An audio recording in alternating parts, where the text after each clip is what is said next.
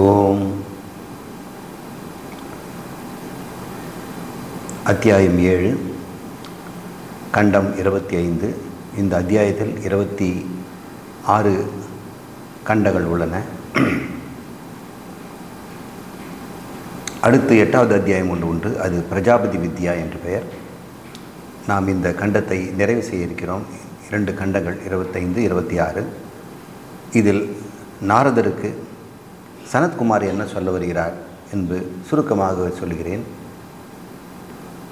இதுவரை நாரதருக்கு நாமம் முதல் பிராணன் வரையில் 15 தத்துவங்களை சொல்லி ஒன்றுக்கு இன்னொன்று அதிஷ்டானமாக இருக்கிறது, இன்னொன்று அதிஷ்டானமாக இருக்கிறது என்று 15 அதிஷ்டானங்களை சொல்லிவிட்டு கடைசியில் பிராணனுக்கு அதிஷ்டானமாக பூமா இருக்கிறது. அந்த பூமா தத் சுகம் என்று சொன்னார். அந்த பூமா வேறு எதையும் பார்ப்பதில்லை, வேறு எதையும் கேட்பதில்லை, வேறும் சிந்திப்பதில்லை என்று சொல்வதனாலேயே அது அறிவு தத்துவம் என்று அவர் சொல்லிவிடுகிறார்.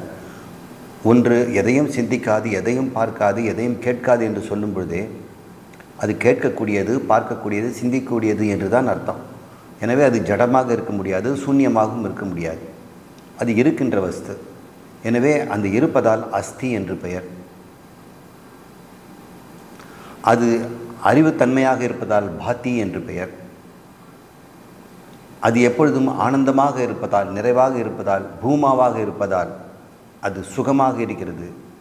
எனவே அந்த பூமாவுக்கு நாம் தருகின்ற பெயர் அஸ்தி பாதி பிரியம் என்று சொல்கிறோம். அஸ்தி பாதி பிரியம் என்று சொல்கிறோம். மீதி எல்லாம் நாம ரூபங்கள் தான்.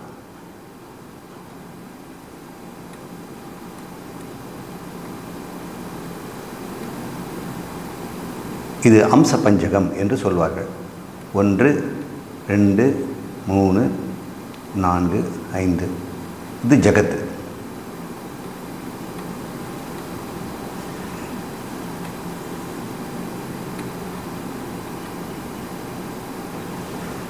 இது பூமா. இது மாயை. இது பூமா. பூமானுடைய சக்தி நாம ரூபங்களாக இருக்கிறது. நாரதர் இது அத்தனையும் 15 தத்துவங்கள் அடக்கிவிட்டு இதற்கு அதிஷ்டானமாக அஸ்திபாதி பிரியம் என்று சொல்லக்கூடிய பூம தத்துவம் இருக்கிறது என்று அவர் சொன்னார். ஏன் சொல்கிறேன், மறுபடியும் சொல்கிறேன். பூமாவுக்கு கொடுத்த அடைமொழி இது எதையும் பார்ப்பதில்லை, எதையும் கேட்பதில்லை, எதையும் சிந்திப்பதில்லை என்று சொல்லப்பட்டிருக்கிறது. ஆனால் இது சுகம் என்று சொல்லப்படுகிறது. ரெண்டையும் பார்க்கணும். அது அறிதல் செய்தல் எதுவும் இல்லை, ஆனால் சுகமாக இருக்கிறது. அறிதல் செய்தல் இல்லை, ஆனால் சுகமாக இருக்கிறது. அறிதல் செய்தல் என்று சொல்வதனாலே அது சூன்யமல்ல, இருக்கிறதுன்னு ஆயிடுச்சு. எனவே அஸ்தி. ஏன்னா அது பார்க்காது கேட்காதுங்கிற போது ஏதோ இருக்குதுன்னு தானே சொல்கிறாங்க. எனவே ஏதோ ஒன்று இருக்கிறது, அது அஸ்தி. அது எப்படிப்பட்டது? ஜடமா என்றால் அது பாதி. அது அறியக்கூடியதாக இருக்குது. அதனால தான் அது அறியாது கேட்காதுன்னு சொல்லப்படுது.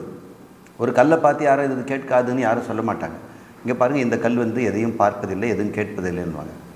அது எல்லாருக்கும் தெரிஞ்ச விஷயந்தான். ஆனால் இருந்தும் ஒன்றை காமிச்சு இது பார்ப்பாது, கேட்காது, சிந்திக்காதுன்னு சொல்லும் பொழுது அதற்கு ஏற்கனவே சிந்திக்கின்ற, பார்க்கின்ற உரிமையும் சக்தியும் இருக்கிறது என்று அர்த்தம். அதனால் அந்த எது ஒன்று அஸ்தின்னு சொன்னமோ அது உண்மையில் அறிவுடையதாகத்தான் இருக்கும். அது பாதி. பாதினால் தனக்குத்தானே அறிந்து கொண்டிருப்பதுன்னு அர்த்தம். பா என்றால் வெளிச்சம், ஞான ஒளி. அது ஞானஸ்வரூபமாக இருப்பது ஞானஸ்வரூபமாக இருப்பது அது தத் சுகம் என்று சொல்லப்பட்டது. எனவே அது சுகம் என்பது பிரியம் என்று வித்யாரண்யர் பெயர் வைத்திருக்கிறார். அவர் தான் இந்த 3 பெயர்களையும் சொன்னார். இதோடு சேர்த்து நாமரூபம் என்ற மாயாவும் சேர்த்து கொண்டால் 5 அம்சங்கள் தான் மொத்தமே நாம் தெரிந்து கொள்ள வேண்டியது. மாயாவும் இந்த பிரம்மத்தையும் அஸ்திபாதி பிரியம் என்று சொல்கிறோம். இங்கே ஒவ்வொரு ஜீவனுமே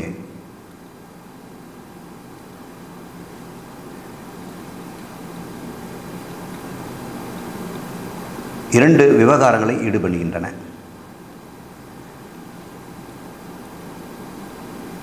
விவகாரங்கள்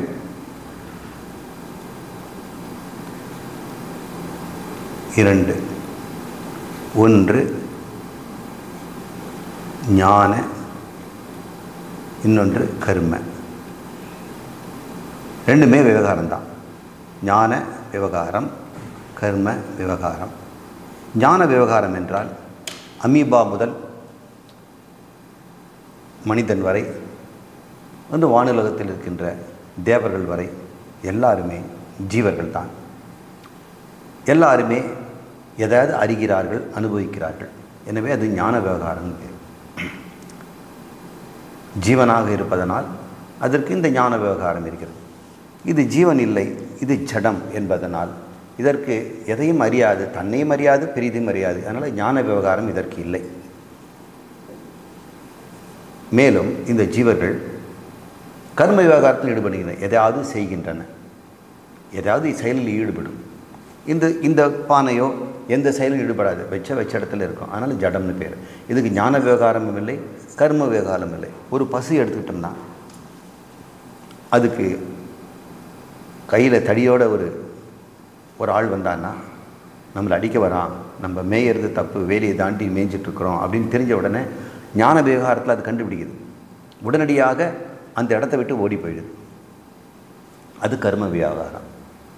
அதே ஒரு மனிதன் கையில் பசும் புல்லோடு வந்து அழைக்கிறான்னு வச்சுக்கோங்க.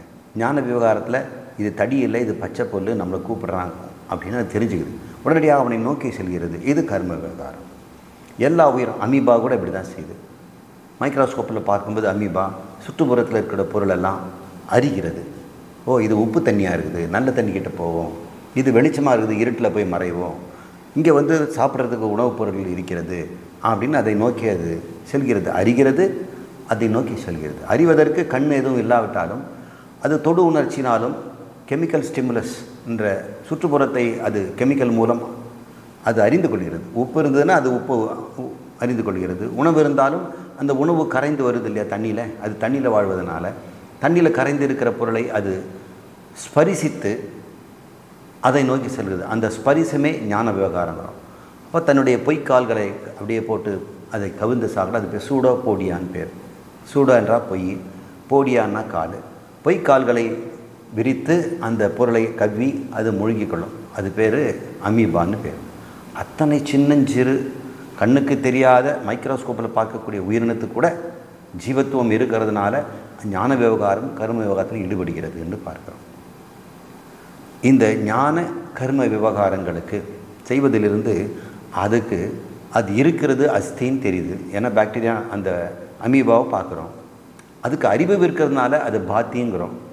அறிவு இருக்கிறதுனால தான் கர்மமும் செய்யுது, அது பாத்தி. அது எதுக்காக அதெல்லாம் செய்யுது? சுகத்துக்காக செய்யுது.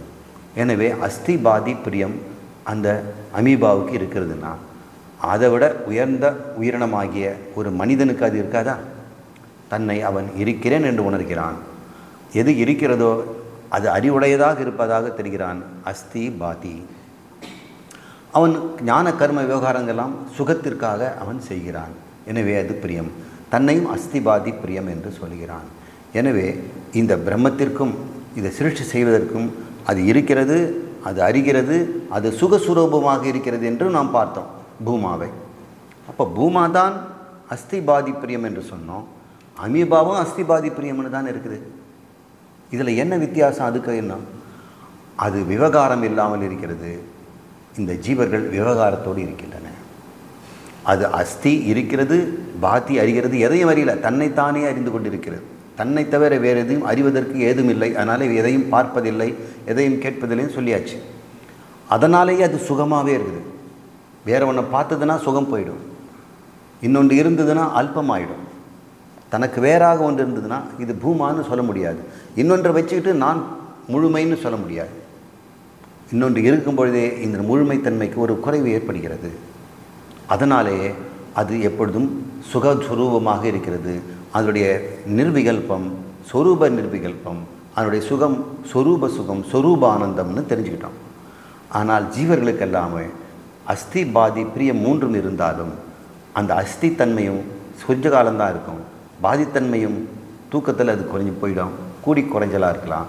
மனிதனுக்கு அதிகமாகவும் அமீபா குறைவாகவும் இருக்கிறது.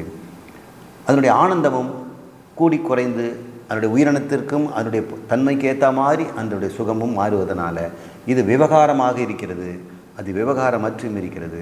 அந்த விவகாரமற்ற ஸ்திதியை சொல்லுவதற்காகத்தான் பூமா எதையும் பார்ப்பதில்லை, கேட்பதில்லை, நினைப்பதில்லை என்று சொல்லப்பட்டது.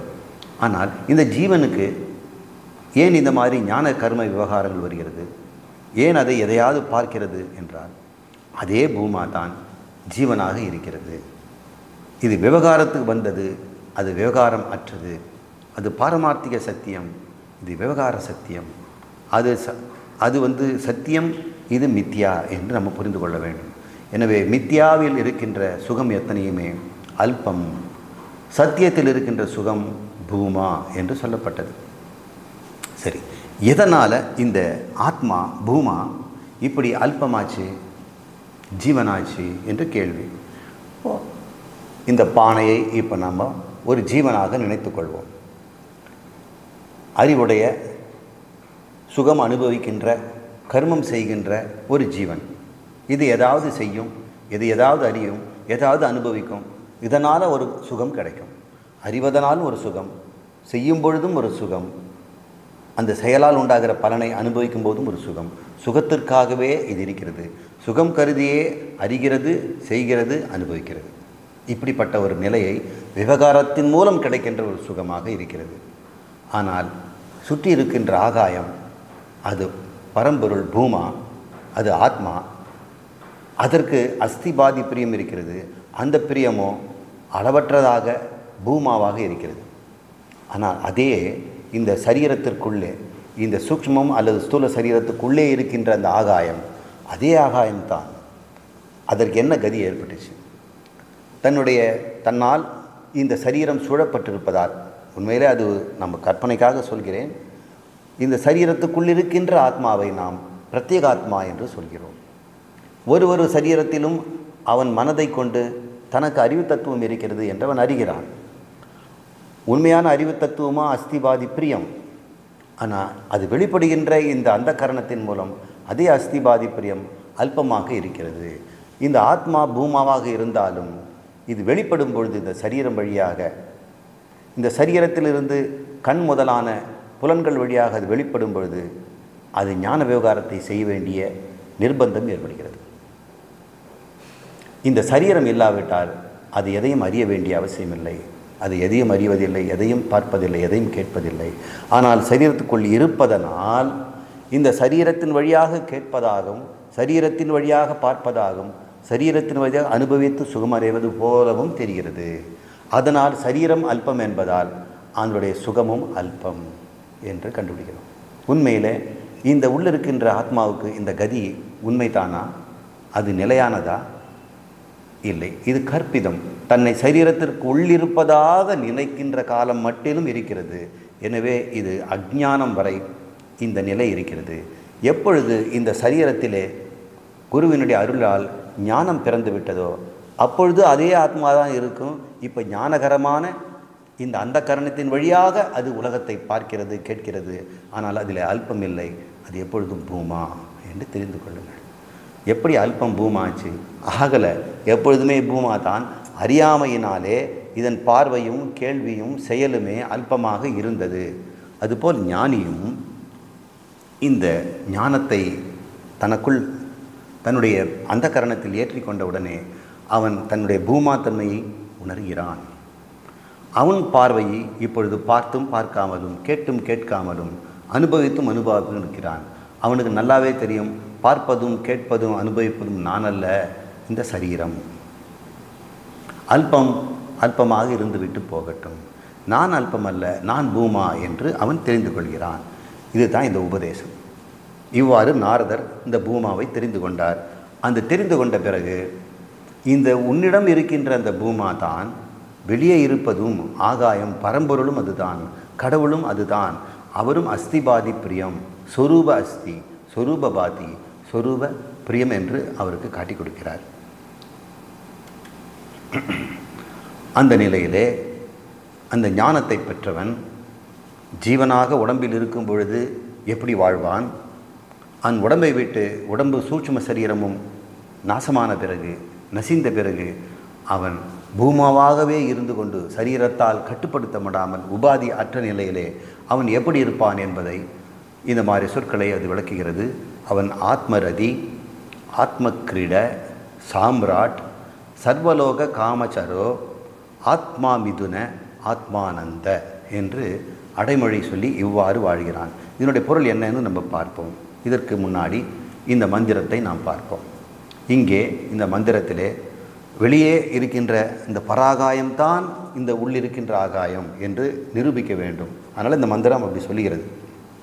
வெளியே இருக்கிற ஆகாயம் இந்த பானையை பொறுத்த வரைக்கும் கிழக்கிலும் மேற்கிலும் தெற்கிலும் வடக்கிலும் மேலும் கீழும் இருப்பது பூமா என்று சொல்லப்பட்டது. பானையே, உன்னை சுற்றி இருக்கின்ற இந்த பூமா மேலும் இருக்கிறது, கீழும் இருக்கிறது, நாலா பக்கங்களும் இருக்கிறது என்று அறிவாய்.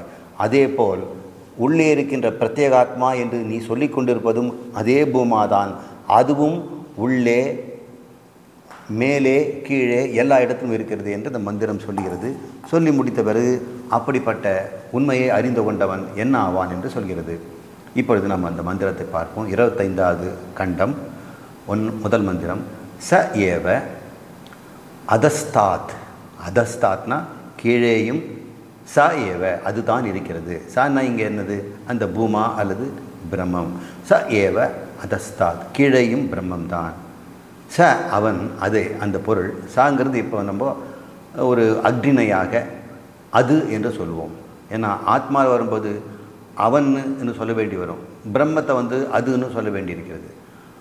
ச அதுதான், பிரம்மம் தான் மேலே, கீழே, அத என்றால் கீழே, உபரிஷ்டாத் என்றால் மேலே, பశ్చాத் என்றால் பின்புறம், புரஸ்தாத் என்றால் முன்புறம், தக்ஷிணதக என்றால் தெற்கே, வடக்கே என்றால் ச ஏவ இதம் சர்வமிதி. ச தக்ஷிணத, ச உத்தரத. தக்ஷிணம் உத்தரம், முன்னால் பின்னால் இது கிழக்கு மேற்குன்னு எடுத்துக்கணும். ஒருவன் கிழக்கு நோக்கி நின்றால் அவ்வாறு இந்த திசைகள் இருக்கின்றன. இவ்வாறு மேலே கீழே என்று 4 திசைகளும் 8 திசைகள் காட்டி கொடுத்தது. 360 டிகிரி வட்டம். ஸ்பியர் எப்படி இருக்குது? ஒரு பந்து. அது 4 பக்கம்னு சொல்ல முடியாது, மேலும் கீழே சேர்த்து இருக்குது. அவ்வாறு அது சூழப்பட்டிருக்கிறது. அவரே அந்த பூமா தான் இவை அனைத்துமாக ஆகியுள்ளார். இவை அனைத்தும்னா இந்த சரீரம் முதற்கொண்டு இந்த ஜகத்தாக இருக்கிறார். அதாத அகங்காரோ ஆதேச இது. இனி நம்மை பற்றி கூறுகிறேன் அப்படின்னு சொல்கிறார். அத்தக பிறகு நான் சொல்லப் போகிறேன். அகங்கார ஆசேத, அகங்காரத்தை பற்றி சொல்லப்போய். இப்போ பூமா பற்றி சொன்னேன். இந்த எவன் ஒருவன் இதை அறிந்து கொண்டான அகங்காரம் என்று சொல்லக்கூடிய அந்த சரீரத்துக்குள் இருக்கின்ற ஆத்மா, பிரத்யேகாத்மா எதுவோ அது. ஏவ அகம் ஏவ அதஸ்தாத், அகம் உபரிஷ்டாத், அதுதான் கீழேயும் இருக்கிறது, அதுதான் மேலேயும் இருக்கிறது, அது நான் தான் சொல்கிறார். ஏவ அகம் அப்படின்னு சனத்குமார் சொல்கிறார்.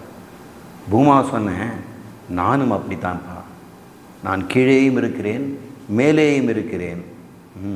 அகம் ஏவ அகம் ஏவ அதஸ்தாத், அகமேவ உபரிஷ்டாத், பశ్చాத் புரஸ்தாத்.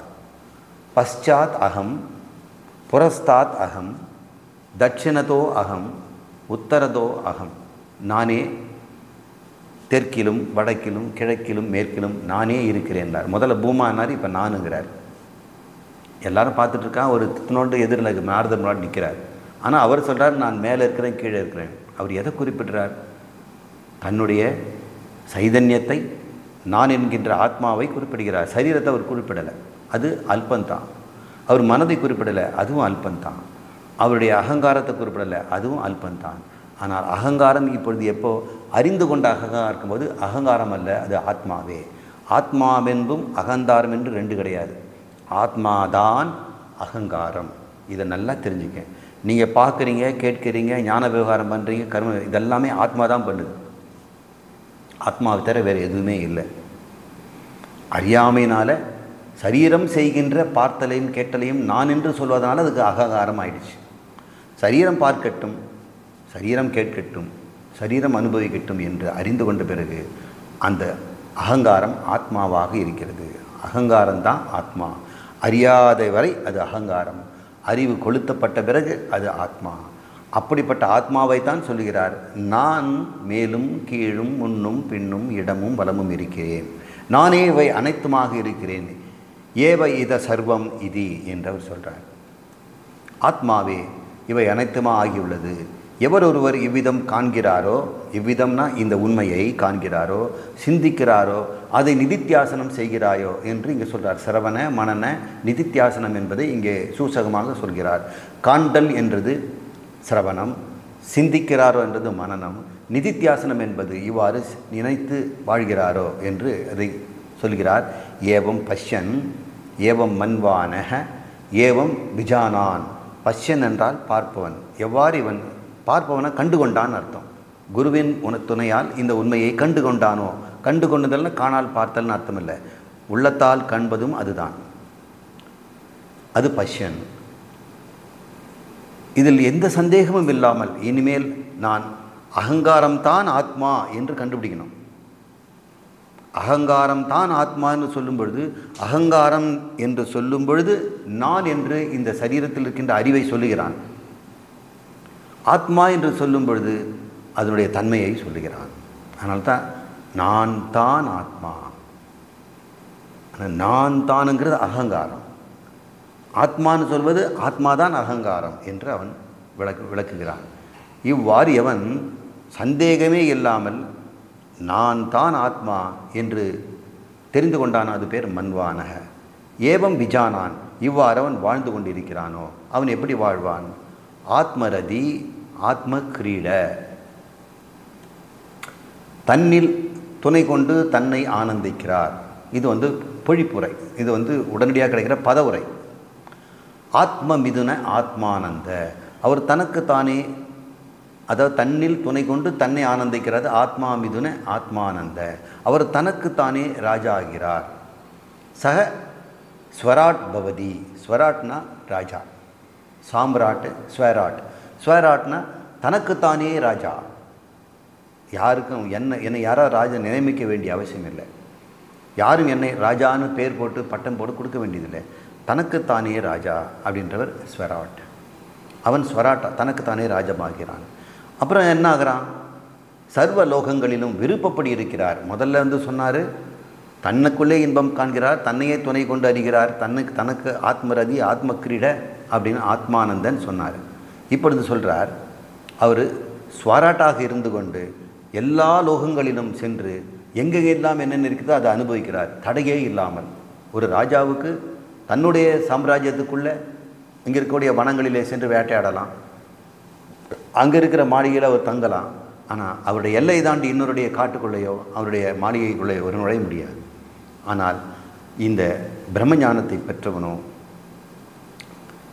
அவன் விருப்பப்படி எங்கெல்லாம் உலகம் இருக்கிறதோ, எங்கெல்லாம் எந்தெந்த இருக்கிறதோ அங்கெல்லாம் அவன் இருந்து அவன் அனுபவிக்கிறான். சர்வேஷு லோகேஷு காமச்சாரோ பவதி என்று சொல்லப்படுகிறது. இந்த அத்வைதி, இது பேர் அத்வைத சித்தி. துவைதம் என்பது அல்பம், அத்வைதம் பூமா என்று தெரிகிறோம். இவ்வாறு எவன் அத்வைத சித்தி பெற்றானோ அவன் நிலையை சனத்குமார் கூறுகிறார். இது பொழிப்புரை. அந்த மந்திரத்தையே இப்போ சொல்கிறேன். இனி ஆத்மா பற்றிய கருத்தையும் கூறுகிறேன். கீழேயும் ஆத்மாதான், நான் தான். மேலேயும் ஆத்மாதான், பின்னாலும் ஆத்மா, முன்னாலும் ஆத்மா, தெற்கே ஆத்மா, வடக்கே ஆத்மா என்று சொல்லி, இதற்கு மாறாக இதை அறியாதவன் பிறரால் ஆளப்படுகிறான். இவன் சாம்ராட். ஆனால் இதை அறிஞ்சு கொள்ளனா மற்றவன் ஆண்டுகிட்டு இருப்பான். ரெண்டாவது ஒன்று இருக்குது ஆள்றதுக்கு. அவனை சுற்றி உலகம் இருக்கிறது. அவனுடைய மனைவி, மக்கள், குடும்பம், உலகம், பொருளாதாரம், அவன் வேலை செய்கின்ற இடத்துல இருக்கக்கூடிய முதலாளி, அவன் முதலாளியாக இருந்தாலும் கூட தொழிலாளிகள் எல்லாராலும் அவன் ஆளப்படுகிறான். அறியாதவன் பிறரால் ஆளப்படுகிறான். அறிந்தவன் தனக்கு தானே ராஜா ஆகிறான். அழியும் உலகங்களில் அவன் எல்லா உலகங்களில் வாழ்கிறான். இந்த அறியாதவன் அழியும் உலகங்களில் வாழ்கிறான். அவனுடைய உலகங்கிறது அனுபவம். அவன் எந்த உலகத்திலும் விருப்பப்படி இருக்க முடியாதவனாக இருக்கிறான் என்று அதே மாற்றி சொல்கிறது. அல்பத்துக்கும் பூமாவுக்கும் உள்ள வித்தியாசம் இது. பூமாவை அறிய விரும்புவர்களுக்காக அது 4 திக்குகளுக்கு மேலே கீழே எல்லாம் இருப்பதாக சொல்லப்பட்டது. அது இருக்கிறது, சூன்யமல்ல என்பதால் அஸ்தி. அது அறிவு பொருள், ஜடமல்ல என்று சொல்வதால் அது பாதி. அது எப்பொழுதும் சுகமாகவே இருப்பதனால் அது பிரியம் அல்லது பிரீதி, ஆனந்தம் என்று சொல்லப்பட்டது. எல்லாவற்றிலும் இருப்பதால் பூவாவின் சொரூபம் சச்சிதானந்தம் என்று புரிந்து கொள்ள வேண்டும். அஸ்தி என்றால் சத்து, பாதி என்றால் சித்து, பிரீதி என்றால் ஆனந்தம். அதுதான் சச்சிதானந்தம் என்றும் சத்தியம் ஞானம் அனந்தம் என்றும் சொல்லப்படுகிறது. இந்த பூமா மட்டும் இல்லாவிட்டால் எந்த பொருளும் இருக்காது. அஸ்திங்கிற தன்மை யாருக்குமே இருக்காது. இந்த உலகத்தில் நட்சத்திரம் இருக்காது, சூரியன் இருக்காது, நில உலகம் இருக்காது, நிலவும் இருக்காது, உடல்களும் இருக்காது, இருத்தல் என்பதே இருக்காது. பூமா தான் இருக்கிறது. அதுதான் எல்லாவற்றுக்கும் அஸ்தித்துவத்தை தருகிறது. எதுவும் இருக்காது. ஒருவேளை பூமா இல்லாவிட்டால் எதுவும் பிரகாசிக்கு, எந்த இடத்திலும் அறிவு தோன்றாது. அமீபாவிலும் இந்த மனிதனிலும் அறிவு தத்துவம் இருக்கிறது என்றால் அது பூமாவால் தான். அதுவும் அந்த எதுவும் பிரகாசிக்காது. பிரகாசிக்குதுன்னா தன்னையும் அறியாது, உலகத்தையும் அறியாது, எதற்கும் ஆனந்தமும் இருக்காது. பூமா தான் இருத்தலையும் அறிவையும் ஆனந்தத்தையும் தருகிறது. எனவே பூமா தான் எல்லாம், சர்வமிதம், அதுதான் பிரம்மம். நான் என்பதாக பூமாவை எல்லாவற்றிலும் உணர வேண்டும். நான் தான் பூமா, எல்லாவற்றிலும் நான் இருக்கிறேன் என்று உணர வேண்டும். பூமா உனக்கு வேறானால் என்ன ஆகும்? என்ன பிரச்சனை பாரு. பூமாவை அப்படின்னா பூமா சொல்கிறாங்க அப்படின்னு பரோட்சமாக தெரிந்து கொண்டால் அது பூமாவே இருக்க முடியாது. ஏன்னா நீ அதை விட்டு விலகி இருக்கிற. நீ இல்லாமல் பூமா இருந்தால் அது அல்பமாயிடும். இரண்டாவது ஒரு பொருள் இருக்குது. தனக்கு வேறாக ஒரு பொருளை சொல்லிக்கிட்டு நான் தான் பெரியவன் இப்படி சொல்ல முடியும். ஒரு கோடை இன்னொரு கோடு போட்டு நம்ம பெருசு காட்டினோம். ஆனால் பக்கத்தில் கோடே இல்லாததுக்கு எப்பொழுதுமே அதுதான் பெருசு. இரண்டாவதே அற்றதாக இருக்கின்ற பொழுது இரண்டாவது இருப்பதாலேயே பூமா பூமாவாக இருக்க முடியாது. எனவே உனக்கு பூமா வேறானால் அதுவும் அல்பமாகிவிடும். எனவே பூமா என்று சொல்லும் பொழுதே அங்கே அல்பமே இல்லை, நீயும் பூமா என்று புரிஞ்சுக்கணும். எல்லாவற்றிலும் அஸ்திபாதி பிரியம் இருப்பதைப் போல் உனது தேகத்திலும் உனது சூக்ஷ்ம தேகத்திலும் அது இருப்பதால் பூமா தான் நான் என்று நீ சொல்ல தகுந்ததே. நீ உண்மையாக உன்னை பூமா என்று சொல்லிக்கொள்ளலாம். எப்படி ஒரு ராஜா துளியோண்டு தான் இருக்கிறார். 5 அடியோ 5.5 அடி 7 அடி 6 அடி இருக்கிறார் ஒரு ராஜா. அவர் பெரிய கோட்டையில் எண்ணற்ற மாளிகை, அது அறைகளெல்லாம் இருக்குது, உப்பரிகைகள்லாம் இருக்குது. அதுக்குள்ளே தான் அவர் வாழ்கிறார். அதிகமாக வெளியே வரதில்லை. எப்பயாவது ஒரு சமயம் வேட்டையாடணுன்னா குதிரையில் போகிறார். அண்டை நாடுகளில் பகையன் வந்ததுன்னா அங்கே சண்டை போடுறதுக்கு இவர் வேணும்னா போவார். மற்றபடி எல்லாருமே அவரை நோக்கி தான் உள்ளே வந்து பார்க்கிறார்கள். அவருக்கு பிரைவேட் கவுன்சில்னு சொல்லக்கூடிய கூட இருக்க மந்திரிமார்கள் ஆலோசனை தருவாங்க. ஒற்றர்கள் வெளியிருந்து தகவல்களெல்லாம் கொண்டு வந்து கொடுக்குறாங்க. அந்த இடத்துல பார்டரில் பிரச்சனை இருக்குது, இந்த இடத்துல தானியங்கள் கிடைக்கவில்லை, உணவு பஞ்சம் ஏற்பட்டு கொண்டு இருக்கிறது, அங்கே பக்கத்து ஊர்லேருந்து கொஞ்சம் தானியத்தை வாங்கி இங்கே கொடுக்க வேண்டியிருக்கும், இங்கே தண்ணி பற்றாக்குறை இருக்குது, அந்த ஆற்றை இங்கே திருப்பி விட வேண்டும். இப்படி எல்லா தகவலும் எல்லாரும் வந்து கொடுக்குறாங்க. இவர் தன்னுடைய வீட்டிலிருந்து தான் இருக்கிறார்.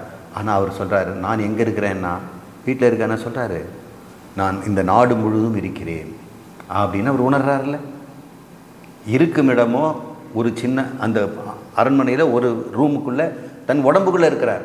ஆனால் அவர் சொல்கிறாரு, அவருக்கு மூளை முடுக்கிலெல்லாம் அவர் அறிகிறார். அவருக்கு அறிவதற்கு மந்திரிகளும் ஒற்றர்களும் இருக்கிறார்கள். மூளை முடுக்கில் இருக்க ஆனந்த மக்களெல்லாம் சந்தோஷமாக இருக்க அவர் சந்தோஷமாக இருக்கிறார். ஐயா அங்கே மழை பெஞ்சிருக்கு, ஜனங்கள்லாம் அறுவடை பண்ணிக்கிட்டு இருக்கிறாங்க, இவ்வளோ கோடி வந்து இருக்குது, இந்த தானியங்கள் நிரம்பி இருக்குதுன்னு ஆனந்தம்ங்கிறார். இங்கே கோயில் திருவிழா நடந்துகிட்டு இருக்கிறாங்க, ராஜா வந்து கலந்துக்கணும்னு சொல்கிறாங்க அப்படின்னு. எனக்கு பிரதிநிதியாக நீங்கள் போய் சொல்லுங்கள் அப்படின்னு சொல்கிறார். இங்கே இருந்தபடியே நான் தான் இந்த நாடு முழுவதும் இருக்கிறேன் என்றவரால் சொல்ல முடிவது போல ஞானியும் பூமா என்று தன்னை அறிந்த பிறகு அவன் எப்பொழுதும் போல் தன் வீட்டிலே தன் உடம்பிலேயே இருக்கிறான். இருந்தும் சர்வலோகத்திலும் நான் இருக்கிறேன் என்று அவன் அறிகிறான். அதனால் அவன் சாம்ராட். தன் வீட்டில் இருந்தபடியே பூமி முழுவதும் நான் இருக்கிறேன் என்று ராஜா எப்படி அபிமானிக்கிறானோ அதுபோல் இந்த பூமாவும் அபிமானிக்கிறான். இந்த அபிமானம் அகங்காரத்தினது தான் என்றாலும் அது ஞானத்தினால் லயமாகி இருக்கின்றது. முன்பு அது தன்னை ஞானம் என்று தெரிந்து கொள்ளாமல், பூமா என்று தெரிந்து கொள்ளாமல் அல்பமாக இருந்திருக்கலாம். இந்த ராஜா கூட அல்பந்தான் ஒரு வகையில். என்னால் அவனுக்கு அந்த சுகமெல்லாம் அந்த நாட்டிலிருந்து தான் கிடைக்குது. அந்த நாட்டில் பஞ்சமோ பட்டினியோ அல்லது நோயோ வந்துடுதுன்னு சொன்னால் மக்கள் எல்லாம் துன்பப்படும் பொழுது இவனுக்கும் துன்பம் வந்துடும். ஆனால் இந்த ஞானிக்கோ அப்படி கிடையாது. அவனுடைய அகங்காரம் இருந்து சர்வலோகத்தில் நான் இருக்கிறேன் என்று அவன் சொன்னாலும் கூட அந்த அகங்காரம் ஆத்மாவில் லயமாகிவிட்டது. இரண்டென்று இல்லை. முன்பு ஆத்மாவை அறியாத அகங்காரம் மட்டும் இருந்தது. இப்பொழுது அகங்காரம் ஆத்மாவாக ஆகிவிட்டதனாலே அது லயமாகிவிட்டது. எல்லாருக்குமே இந்த அகங்காரம் தூக்கத்தில் தான் லயமாகும். தூக்கத்தில் தான் அது லயமாகி பிரம்மத்தில் விழுந்துடும். ஆனால் அது அந்த அகங்காரத்துக்கு எப்பொழுதுமே சரீர துணை கொண்டு அறிவதனாலே நான் எதையும் அறிகிலேன் என்று சொல்லும், லயமாகிட்டதுனால. ஆனால் லயமானதுனால ஆனந்தமாக இருக்கிறேன்னு சொல்லுது.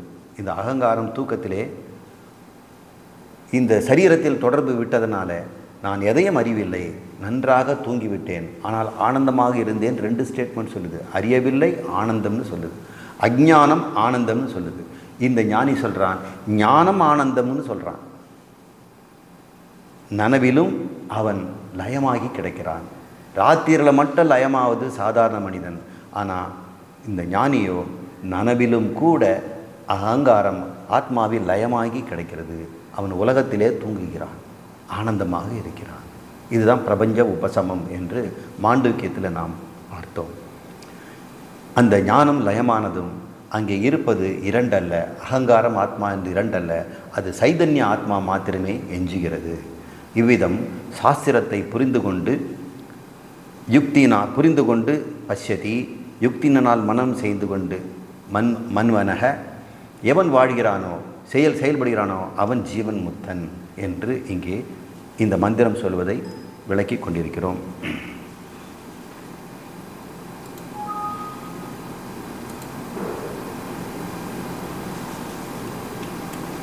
26வது கண்டம் இந்த 7வது அத்தியாயம் நிறைவடைகிறது. பூமாவும் அல்பமும் தொடர்ந்து நாம் பார்த்து கொண்டிருக்கிறோம். ஆத்மத ஏவ சர்வம் என்று நாம் அதில் மந்திரத்தில் சொல்லப்பட்டது. ஆத்மா கிரீட என்றெல்லாம் நம்ம பார்த்தோம். அதை சற்று விரிவாக வித்யாரண்யர் எப்படி விளக்குகிறார் என்று நாம் பார்ப்போம். ஏற்கனவே சங்கரர் சொன்னதையும் நான் சொல்லியிருக்கிறேன். வித்யாரண்யருடைய பார்வையிலே இது எப்படி இருக்கிறது என்று. அவர்தான் அந்த அஸ்திபாதி பிரீம் என்பதையெல்லாம் நமக்கு அறிமுகம் செய்தவர். அவருடைய விளக்கத்தையும் நாம் இங்கே சேர்த்துக்கொள்வோம். இங்கே ஜீவன் முக்தனின் விவகாரம் எப்படி இருக்கும்? அவன் விவகாரம் பண்ணுவான்.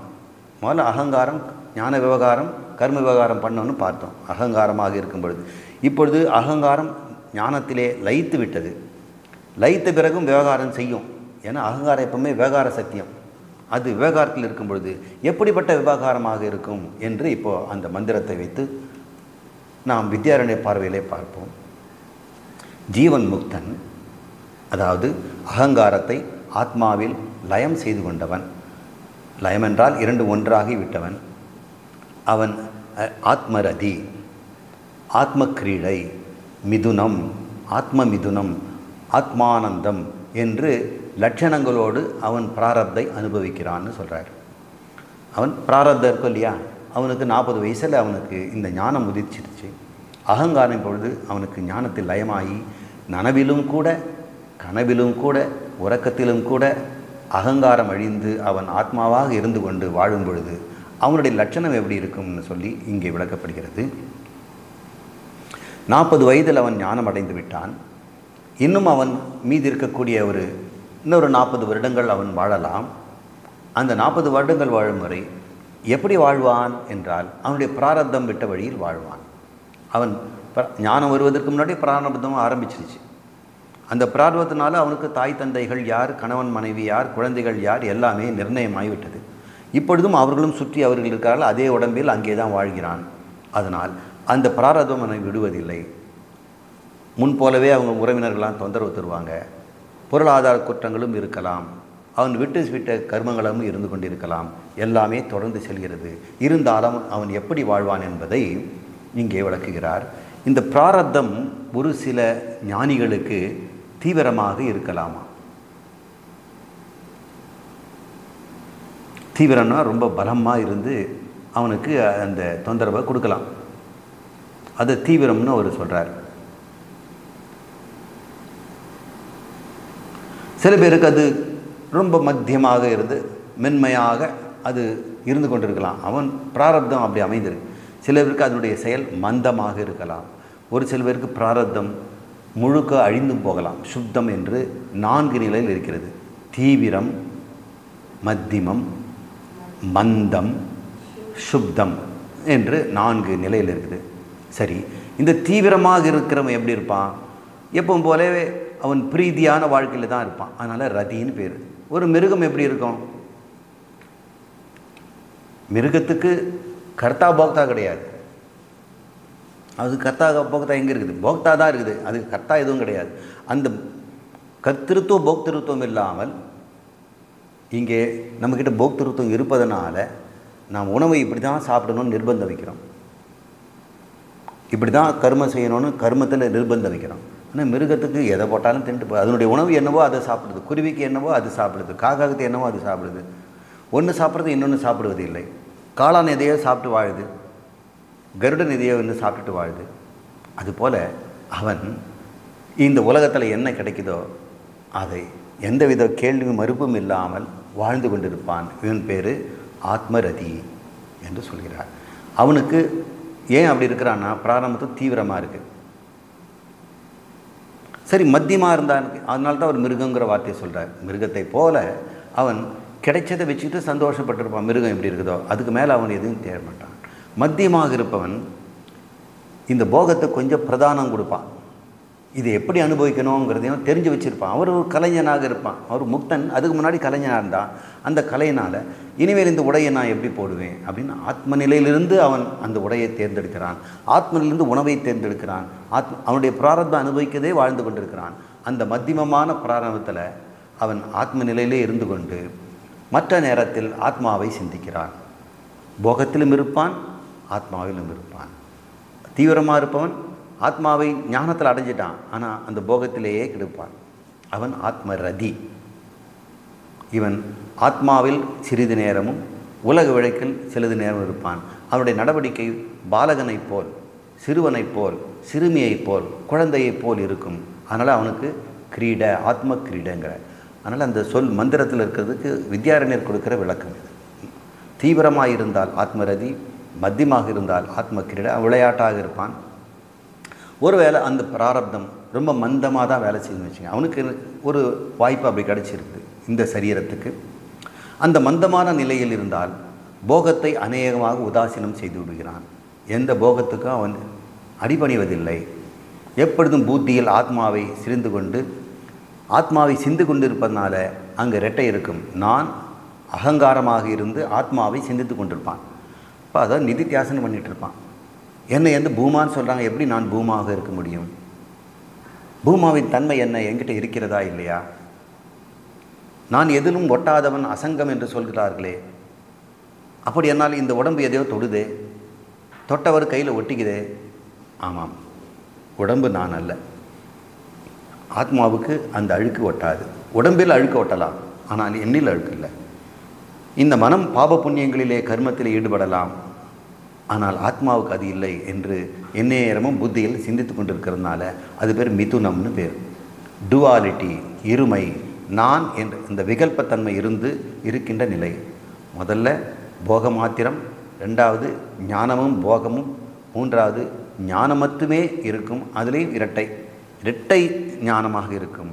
சரி, ஒருவேளை அந்த பிராரப்தம் சுத்தம் என்று சொல்லக்கூடிய பல்லை புடுங்கிய பாம்பாக எதுவுமே அவனுக்கு உறவும் இல்லை, துளியும் இல்லை, அவன் குகையில் வாழ்ந்து கொண்டிருக்கான்னு வைங்க. அவன் சுப்தனில் இருக்கிறான். பிராரப்தம்னு தொந்தரவு கொடுக்க சம்சாரமே இல்லை. அவன் இடையூறு இல்லாத நிர்விகல்ப சமாதியில் இருப்பான். இவ்வாறு 4 நிலைகளை இந்த மந்திரம் சொல்வதாக நமக்கு வேறு விதமாக விளக்கத்தை நம்முடைய வித்யாரண்யர் தந்து கொண்டிருக்கிறார். இப்போது இவன் சரீரத்திற்கு வரை இப்படி ஆனான். விதேக முக்தி ஆனால் என்ன ஆவான் என்று பார்ப்போம். விதேகம்னா இந்த தேகம் அவனுக்கும் போயிடுச்சு. அவனோட வயது 80 முடிஞ்சு போச்சு. 40 வயசில் ஞானம் பெற்றான். அந்த மீதி இருக்கிற 40 ஆத்மரதி, ஆத்ம கிரீட, ஆத்ம மிதுன, சுத்தம் என்று சொல்லக்கூடிய அவன் அந்த நிலையில் அவன் இருக்கிறான்னு வைங்க. அவன் எப்படி இருப்பான்? அவன் ஆத்மானந்தத்தில் இருந்தான், சுத்தத்தில். இங்கே விதேக முக்தியில் அவன் சரீரம் விழுந்த பிறகு ஒரு ராஜனை போல் இருப்பான். சாம்ராட்டிவ அப்படின்னு அங்கே சொல்லியிருக்குது.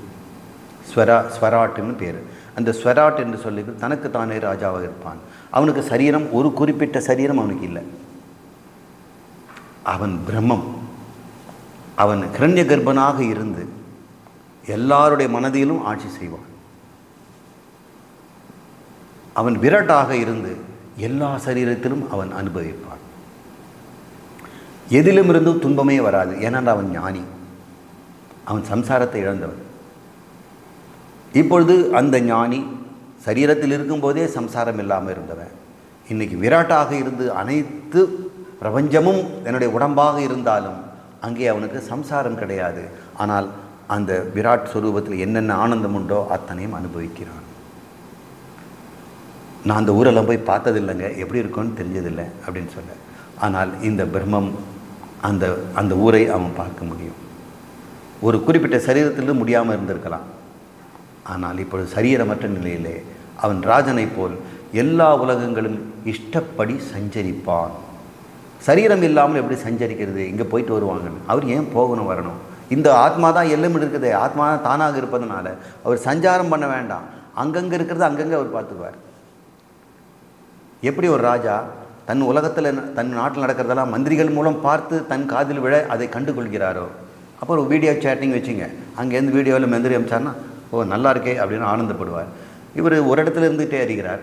ஆனால் இந்த பூமாவோ இந்த பிரம்மமோ இந்த ஞானியோ தேகத்தை விட்ட பிறகு சொர்க்கலோகத்தில் இருக்கிற ஒரு 10-15 ஜீவர்கள் கூட இருந்து அவங்க விளையாட்டை ரசிப்பார். எப்படி ஒரு விளையாட்டு பந்து நடக்கும் பொழுது அங்கே 10 பேர் ஒரு அணியிலும் இன்னொரு 10 பேர் ஒரு அணியிலும் இருந்து கொண்டு ஒரு பந்தை உதைத்து விளையாடுறாங்க. அவங்க எல்லாரையும் ரசிக்கிறோம். ஒவ்வொருத்தர் ஓட்டத்தையும் பார்க்குறோம், ஒவ்வொருத்தருடைய உதைக்கிறதும் பார்க்குறோம். அவங்க எல்லாம் விளையாடும் போது எல்லாருக்கும் சந்தோஷம் இருக்குது. ஒருத்தன் விளையாடுறது அவனுக்கு பிடிக்காமல் போயிட்டு தான் என்ன. இந்த 11 பேரும் கிரிக்கெட் ஆடும் பொழுது ஒவ்வொருத்தர் செயலையும் பார்த்து ரசிக்கிறான். இவ்வாறு எத்தனை சரீரத்தும் இருந்தாலும் எல்லாவற்றிலும் இருந்து கொண்டு அவற்றை சாட்சியாக இருந்து அவன் ஆனந்தத்தில் இருக்கிறான். சரீரம் இல்லாமல் சஞ்சரிப்பது எப்படின்னு கேட்டோம்னா, அவன் எதுக்கு சரீரம்? அவன் சஞ்சரிக்க வேண்டிய அவசியம் இல்லை. எல்லார் சரீரத்திலும் எல்லா சரீரம் அவனில் இருக்கிறது. லோகங்கள் மாயையால் கற்பிக்கப்பட்டவை.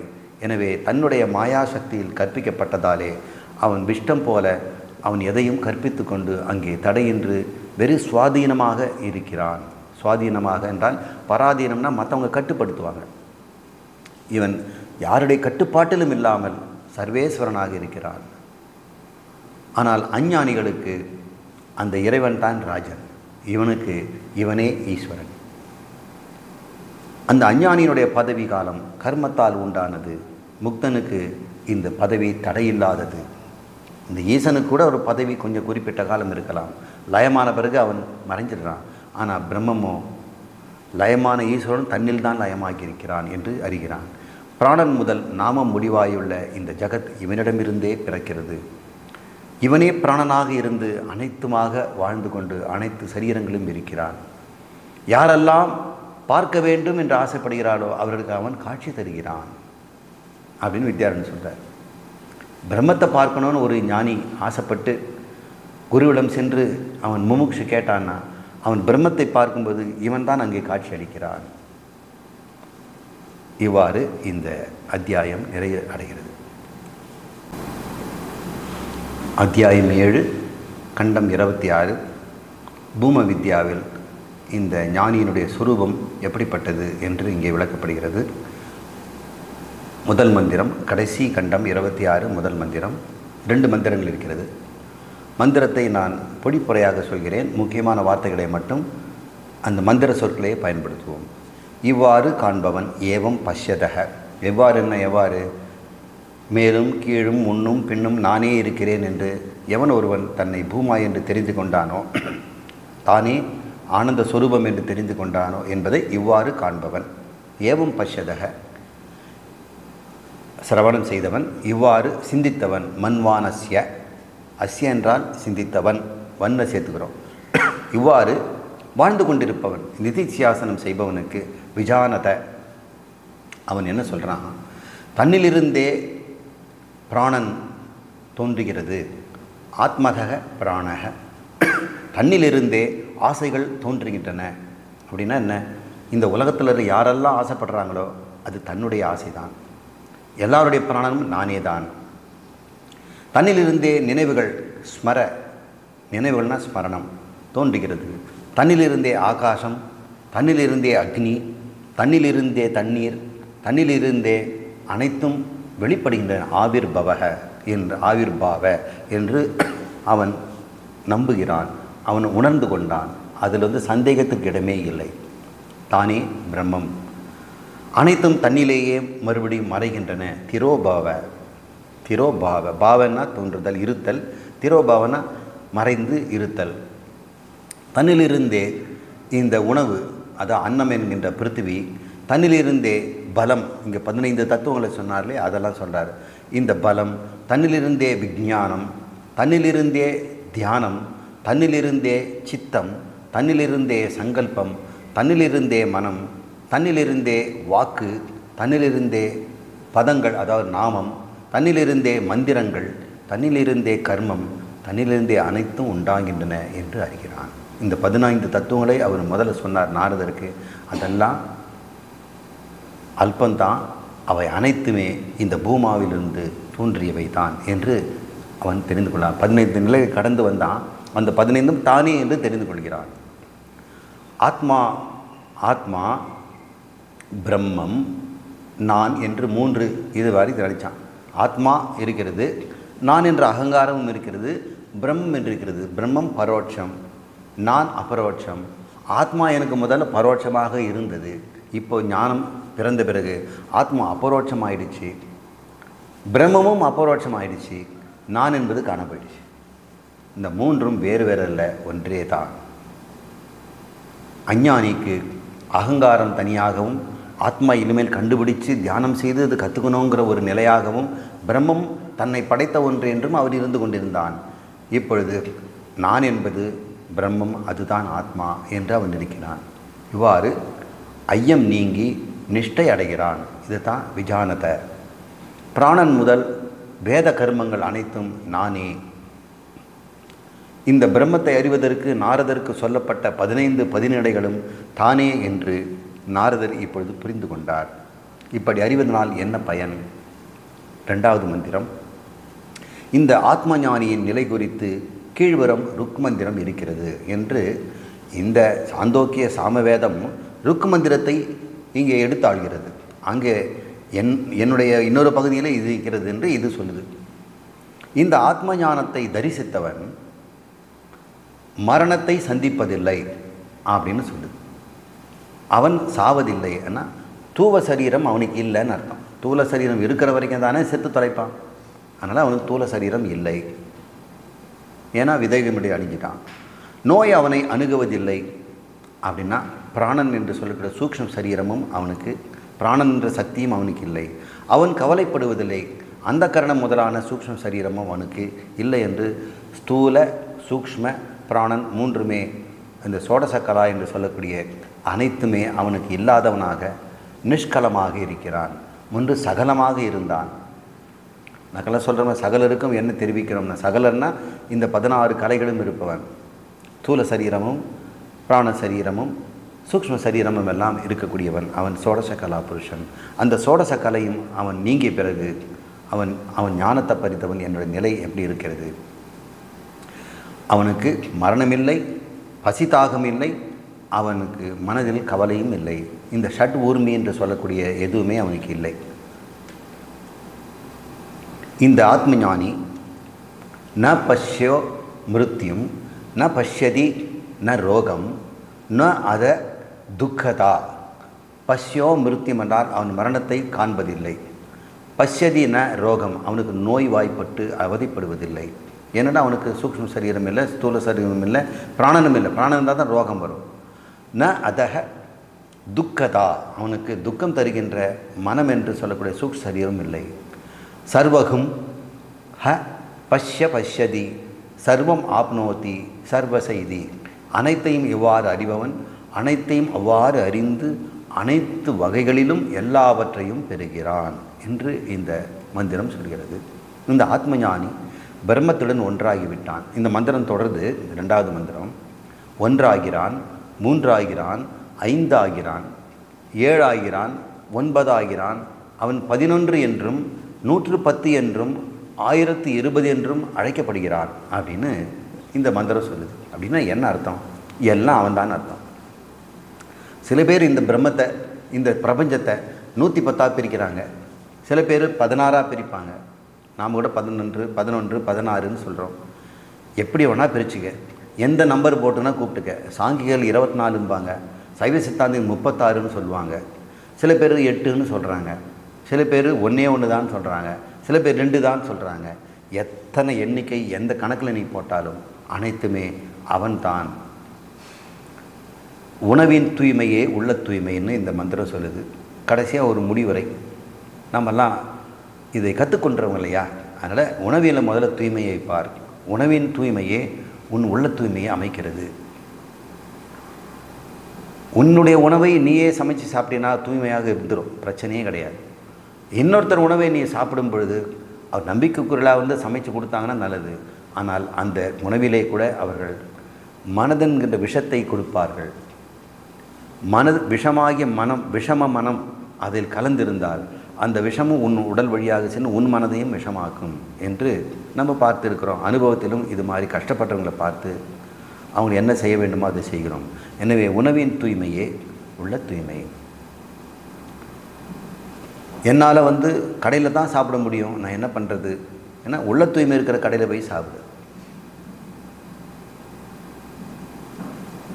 யாரோ செய்து எங்கேயோ வர்றதுன்னு நீங்கள் சாப்பிட வேண்டாம். இந்த கடையில் நமக்கு தெரிஞ்சவங்க தான் சமைக்கிறாங்க, அவங்க அன்பாக என்னை பார்த்து சமைக்கிறாங்க, தொடர்ந்து அங்கேயே சாப்பிடலேன் அப்படின்னா அப்படி இருந்து கொள்ளுங்கள்.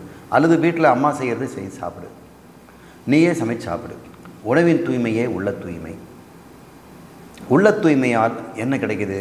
நிலையான ஞான நிஷ்டை கிடைக்கிறது. இந்த ஞானத்தில் நீண்ட காலம் இருக்க முடியும். ஞான நிஷ்டையில் என்ன கிடைக்குது? அவன் இருதய கட்டைகளும் தகர்கின்றன. அவன் இதயத்தில் இதுவரைக்கும் பந்தங்கள்னு சொல்லக்கூடிய 15 அத்தனையும் தவிடுபொடியாகிறது. அவனை இப்படி ஆகு, இப்படி இரு என்று சொல்வதற்கு யாரும் இல்லை, ஏவலிட ஒருவரும் இல்லை. அவன் நியுந்தா அல்ல, அவன் எல்லாரையும் கட்டுப்படுத்துகிற நியந்தாவாகிறான். நியுந்தானா ஏவலிடப்படுபவன்.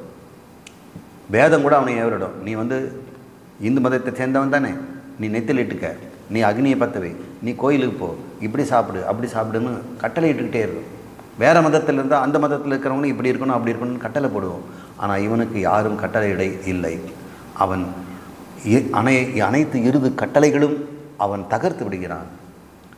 பகவான் சனத்குமாரர் அறியாமை இருளின் மறுகரையாக ஞானத்தை அனைத்து மாசுகளும் நீங்கிய சீடனுக்கு காட்டி கொடுத்தார் என்று ருக்குமந்தரும் சொல்லுது. இந்த சனத்குமாரர் நாரதருக்கு எல்லா மாசுகளும் நீங்கும்படி அந்த உண்மையை அவருக்கு உள்ளத்திலே பிரகாசிக்கும்படி அவருடைய அகங்காரத்தை பூமாவாக மாற்றி வைத்தார். அந்த சனத்குமாரரை தான் புராணங்களிலே ஸ்கந்தன் என்று அழைக்கப்படுகிறது. ஸ்கந்தன் என்றால் குமரக்கடவுள், முருகன் அல்லது கார்த்திகேயன் என்றெல்லாம் நம்ம சொல்கிறோம். அவனுக்கு ஸ்கந்தன் என்று பெயர். என்று சனத்குமாரர் தான் ஸ்கந்தன் என்று அழைக்கப்படுகிறார் என்று இந்த மந்திரம் சொல்கிறது. இந்த பிரம்மத்தை எப்படியெல்லாம் சாஸ்திரம் கூறுபடுத்தி 1ஆக 2ஆக 3ஆக 16ஆக 24ஆக 36 108 என்று சென்றாலும் அவை நானே என்று ஒருவன் அனைத்தையும் அறிந்து கொண்டு அனாத்ம விஷயங்களிலிருந்தும் சுத்தமடைவாராக என்று சொல்கிறார். இதெல்லாம் அனாத்மா விஷயங்கள், இந்த நம்பரெல்லாம் இதிலிருந்து சுத்தமடைய வேண்டும். அஞ்ஞானத்தின் மறுகரையை நாரதர் அடைந்தார். அவர் மறுகரையை அடைந்து விட்டார். இவ்விதம் உபதேசித்த சனத்குமாரரை புராணங்கள் கந்தன் என்று, ஸ்கந்தன் என்று, நம்ம கந்தன் சொல்கிறோம், சமஸ்கிருதத்தில் ஸ்கந்தன் என்று பெயர் என்று அழைக்கின்றன. இவ்வாறு அத்தியாயம் 7 நிறைவடைகிறது. நாம் அடுத்த வகுப்பில் அத்தியாயம் 8ஐ பார்ப்போம். ஓம் பூர்ணமத பூர்ணமிதம் பூர்ணாத் பூர்ணமுதச்யதே பூர்ணஸ்ய பூர்ணம் ஆதாய பூர்ணம் ஏவாவசிஷ்யதே. ஓம் சாந்தி சாந்தி சாந்தி. ஹரி ஓம். ஸ்ரீ குருப்யோ நம. ஹரி ஓம்.